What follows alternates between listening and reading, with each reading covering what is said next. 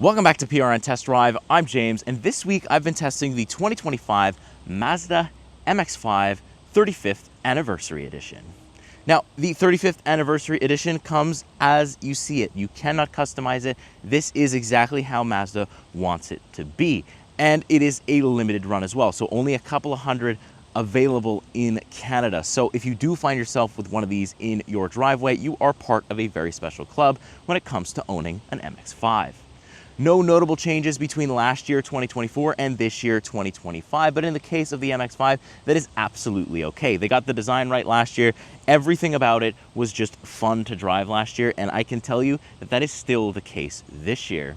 The only difference for me really is last year I showed it to you in the hard top, and this year I'm going to show it to you in the soft top and kind of talk a little bit about how that experience has been and which one I'd actually prefer owning. Now, the Mazda MX-5, whether you get the 35th anniversary or not, has really fun, engaging driving. It has what I like to call legal speed. Like, it is really fun to get on it. It's so engaging, it's so nimble, it's so light. It doesn't need to have a ton of horsepower or be extremely loud and obnoxious to really enjoy it. You can row through your own gears because I've got it in the 6-speed manual transmission. And if you ask me, that is the way to spec this vehicle, 35th edition or not. You should probably get it in the manual, and because of that, I'm so connected to the driving experience, and so I can roll through my own gears. The sense of speed that you get is so good that I'm doing the speed limit but still having a ton of fun at the same time.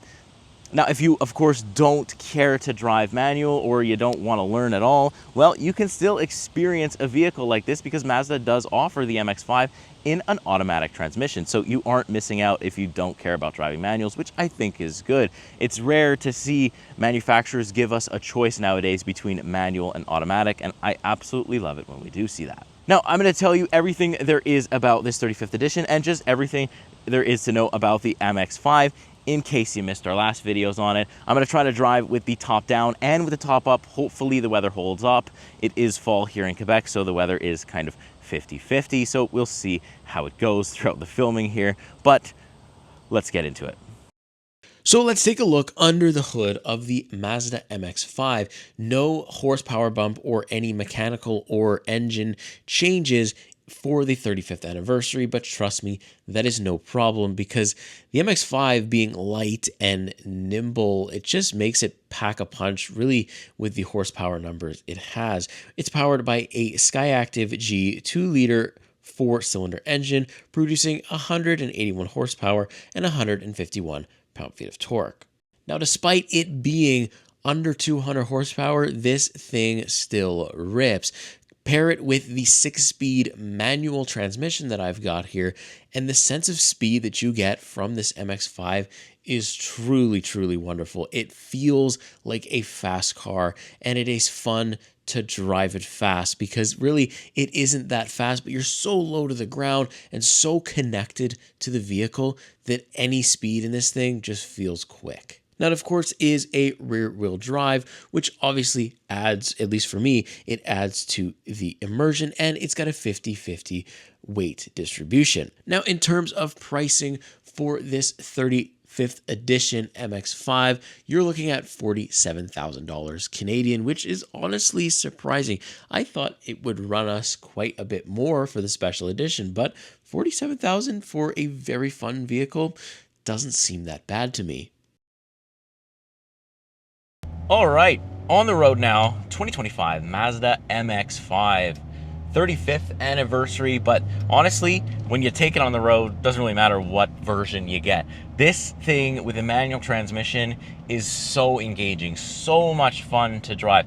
You get so much out of it. It's just a little bullet. I mean, like, it doesn't have a lot of horsepower. It's not obnoxiously loud, but it doesn't need to be any of that. It just needs to be fun and engaging to drive, and it just is right there is a good roadster, and it is very fun and engaging to drive. So let's give it some beams here from first gear.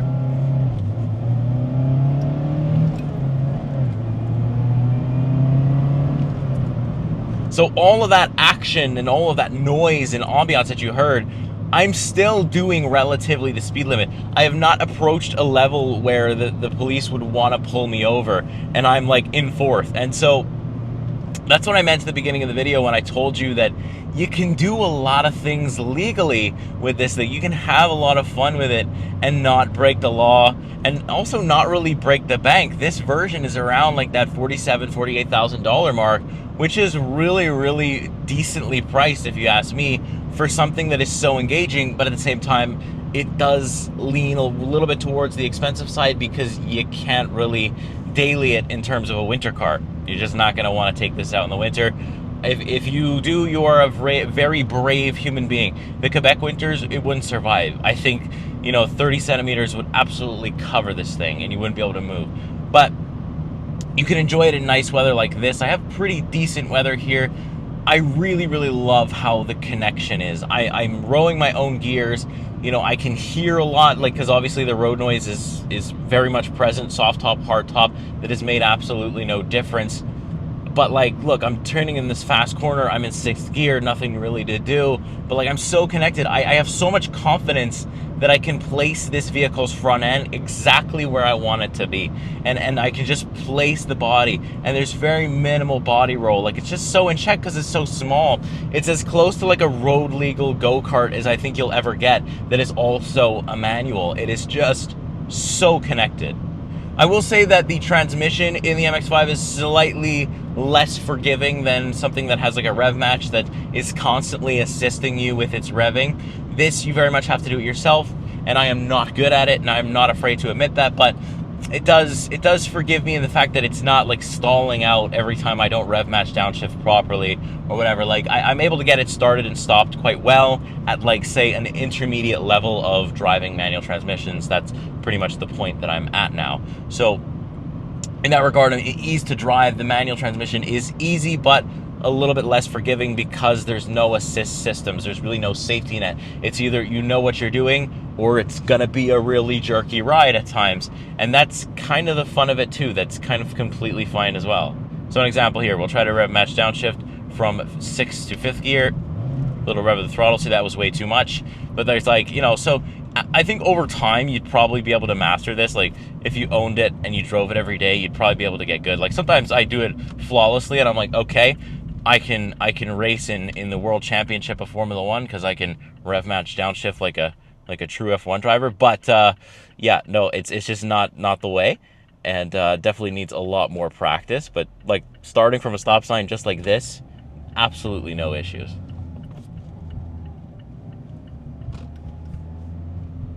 So let's turn into this parking lot here, and let's take this top off, because that is the true Miata experience, or MX-5 experience, I should say. I think people might get mad if I say Miata too much, but yeah, true MX-5 experience. Here, let's get into this little area here. Let's actually get out of the way. I don't want to be in the way when I do this, but it's super quick. So the difference between the hard top and the soft top, I am stopping, but you don't actually have to do that, but I just prefer it because I'm filming. I got all these things going on, so let's be safe about it. But the difference is in the hard top, you have a button, the windows will roll down automatically, and it just happens, right? But this is a lot quicker, even with a seatbelt on. I'm gonna try not to hit my mic, but what I like to do is I like to roll the windows down first, and then there's a little latch. You pull that all the way off, and then you just throw this thing off like this. 1, 2, 3, and that is it. We are now free to the elements. Got a perfect sunny day, actually. It actually worked out very perfectly the day I decided to film this Miata and Mazda MX-5. I see it's gonna happen. I think of the Miata so much whenever I see this MX-5. It's still got that DNA. So now that we have the top down, I am a lot happier, right? I think this is the way to be right here. If you have a convertible and it's a nice day out, it's a shame not to use it. So we're gonna do another rip here, and hopefully it doesn't blow out the audio, and hopefully you can still hear me, but let's go.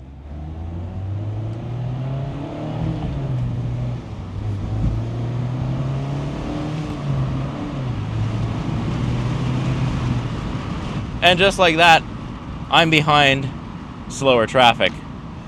So even in the MX-5, doesn't need a lot of horsepower, doesn't have a lot of horsepower, it's still fun. But I just love the feeling of, even now I have my windows up because I'd like to actually, you actually hear me talking.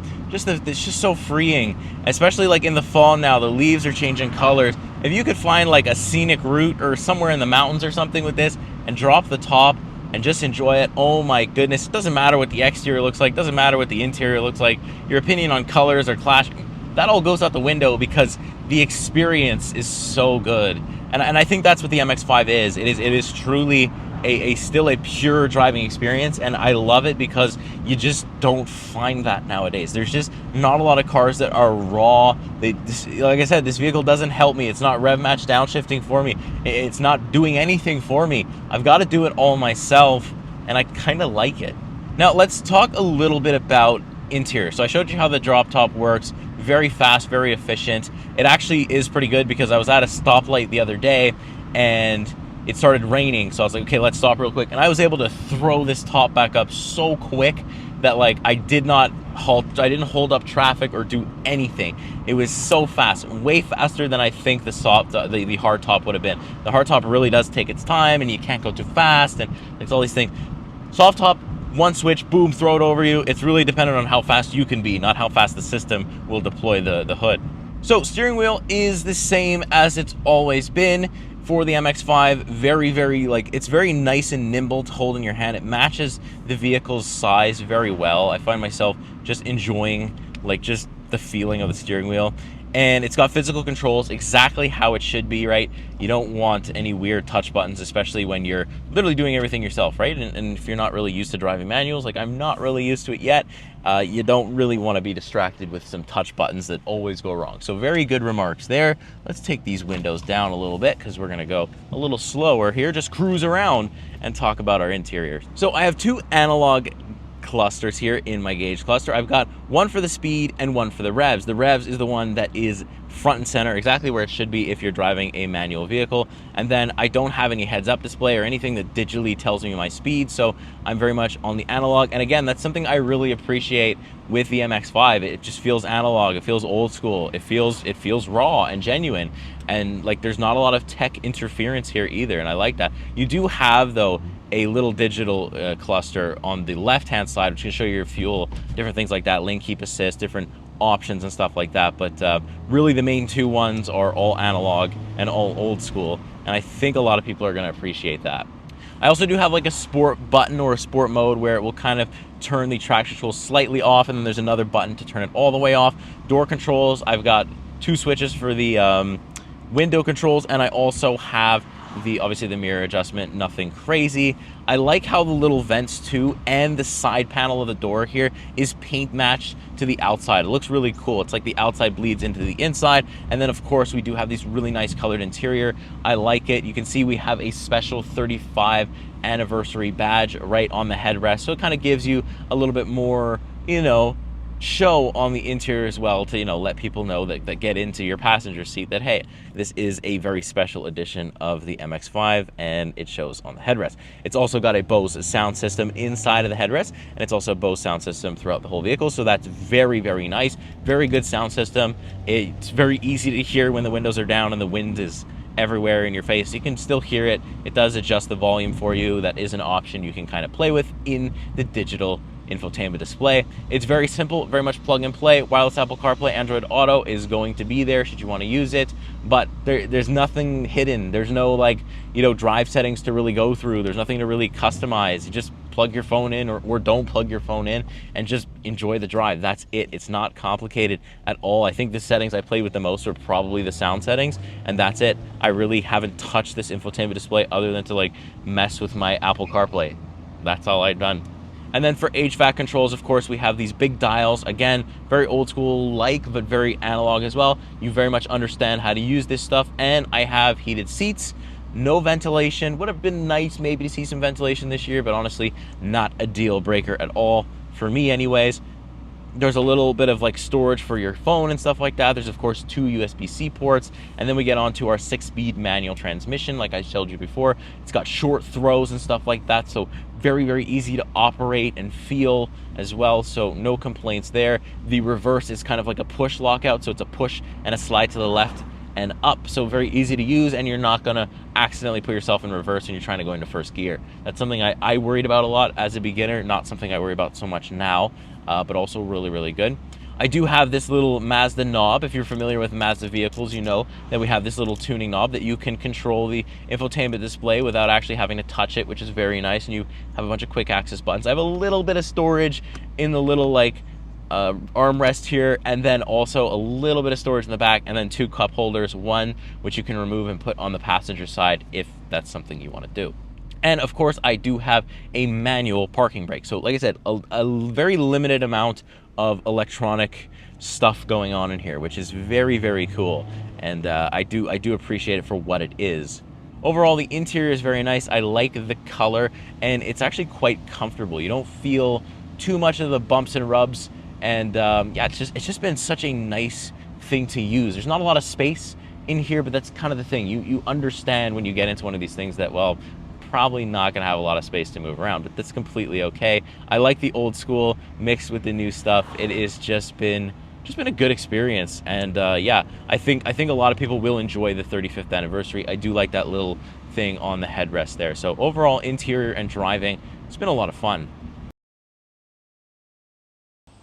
All right, so let's quickly talk about the MX-5 exterior, because it is quite interesting. Stylistic wise, absolutely nailed it. It is a very small presence, and like I said, when we drove it, it feels very small on the road. I do feel like I am just on the floor, but again, it helped with that connection. I really like the daytime running LEDs. I love the aggressive front end. It still looks sporty, even here in its 35th anniversary trim. I did have the, the maximum sport trim in 2024, so I felt like the wheels maybe looked a little bit better. We did have the performance brakes as well that we don't seem to have here, but I do like these silver rims. They do really, really look good with this very, very special paint color. It is called Artisan Red Metallic, and I might be colorblind, but this doesn't look that red to me. This looks more purple or more like a brown in some cases, but it's a very cool paint color in terms that no matter where you look at it, it kind of changes its color a little bit. Like if it's in the sun, it kind of looks a bit more like purplish red a little bit, and then in the overcast, it looks a lot more darker, more almost like a brown. So it's kind of looked everything but red to me, but that is what Mazda say it is, so it is definitely red. And you let me know in the comments. I might and possibly could be colorblind. Who knows? Now, I've had a couple people tell me that this looks more like an old man spec because of this kind of colored top here that we have. It doesn't match the paint. It's not black. It's kind of a special top here that we have. It's a soft top as well, but it does kind of look like it's geared towards maybe somebody a little bit older, but honestly, I do like it. It matches the interior quite well. If you take a look at the Mazda MX-5 from the back, you do see that little exhaust. Not a huge sound coming out of it, but still pretty decent. But again, not what you buy this for. The trunk space is small, and you expect that because the entire vehicle is small. So no complaints there either. It's not automatic or anything like that. But again, a lot of this vehicle is just pure raw and pure driving experience. So you're not meant to store stuff in here. I did do a couple of little grocery runs this week, and it did go well. I was able to fit some stuff, but I did have to make use of my empty passenger seat. I will say that. But overall, despite me not being able to see the actual color of this vehicle, I do really like the design of the MX-5. Again, no changes from 24 to 25, and that is a good thing because this new generation MX-5 looks really, really good. All right, so final thoughts for the Mazda MX-5. Last time I did this, I had a lot of people comment that like, hey, I bought this as my retirement vehicle because it wasn't, it wasn't that much money. It wasn't over 100 grand. I didn't feel like I had to break the bank, but I wanted something that I could enjoy, like, for at least half of the season or at least half of the year. And I think that's just a great idea. This is one of these, it's either you're an enthusiast and you really like, the little roadster, and you can, you saved up enough money and you can finally afford one of these things, especially the new ones. I see a lot of the older ones in my neighborhood. Or you're done with working, you're done with your career, and you want a little retirement vehicle that's not a Ferrari because you don't care about that stuff. You just want something that's engaging and fun to drive all the time. This is actually perfect. And honestly, like, if I was to retire, this might be something that in the future, like, I'm looking at, because maybe when I'm, 60, 70 years old or 55 years old even, like, will I really still care about V8s and big exhaust sounds? I don't know. Maybe. But if I don't, then the MX-5 is just right where it's at, because it doesn't have a big exhaust sound, but it also doesn't sound terrible, and you're just so connected to the road with this thing. The manual transmission is a breeze to use, own, operate, just all of it. It is just fun, and that's the essence of it. It is a fun experience. The MX-5 is truly an experience. And if you get the convertible version or you get the soft top version, it's quick to put up and down should you encounter any weather. The interior is comfortable, old school mixed with a bit of new school. If you're somebody who doesn't like tech, actually, then this is a pretty good spot to jump in, because there's very little of it in here, and the tech that is present in here isn't complicated. There's no games, there's no gimmick. It's just usable. It's just plug and play, sit and drive. That's all it is. And I really don't have anything bad to say about the MX-5. Sure, I wish it had rev match downshifting, because it would make my life easier. But I think long term, you can probably learn how to use and operate this thing like an absolute demon. And that's something that I would do if I own this thing full time. And if Mazda decide to change it for 2026, that's fine, and I welcome that. But if they don't, then, well, that's also fine, and I welcome that, because it's such a solid platform. No matter what they do at this point, I think a lot of people will like it, unless they, take away the manual transmission. I think this is one of those vehicles that would be an absolute crime and an absolute shame to do. So let's hope that this manual transmission is around to stay forever. And yeah, thanks so much to Mazda, actually, for putting us in the 35th anniversary. This is a very limited run vehicle, so there's even a badge that says which number it is and everything. So like it's very special to let us journalists drive around in it, because they could probably make more money than what it's gonna be worth after we're done with it. So very, very huge shout out, very big shout out to Mazda. Make sure you like, subscribe. If you want to see more videos just like this, leave a comment. What do you think about the spec? What do you think about the 35th anniversary? What do you think about the color? How do you feel about the MX-5? And are you, what age are you? I really want to know what age range people are driving these things in. I want to know if you're younger or older. Is this your retirement vehicle, or is this one of your first cars and you're just somehow blessed with money? I don't know. But yeah, let me know what you think of the vehicle. That's going to do it for me. I'll see you next week. See you next car. Take care.